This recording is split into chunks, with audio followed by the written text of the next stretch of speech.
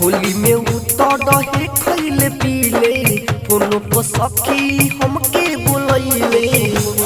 जे सखी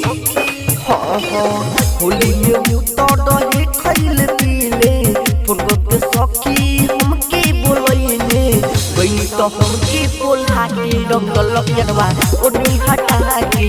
गई तो हमके पोल्हा के डंगल केरवा ओनी हटा के नीचे ले ऊपर भेजा के डंगल केरवा ओनी हटा के।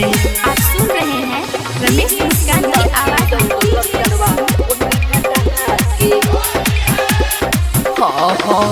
नशा में रहे पागल गंगले बगागल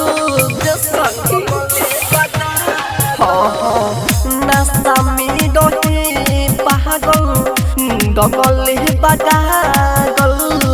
का कही सखी अपन बतिया देहिया के पदिल पूरा दूर गतिया का कही सखी अपन बतिया देहिया के पदिल पूरा दूर गतिया हमके नीचे सुता के डंगल केरवा ओनी हटा के हमके नीचे सुता के डंगल केरवा ओनी हटा के।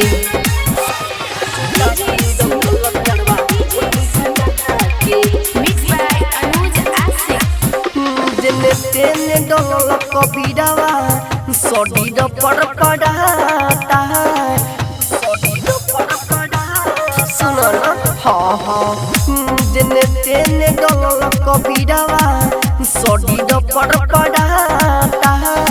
राजेश औने संगे पीले रहे सी रमेश मुस्कान के जोश आइल बेसी राजेश औने संगे पीले रहे सी रमेश मुस्कान के जोश आइल बेसी विवेक अनुज के बेलगा के डंगले यारवा ओनी हटा के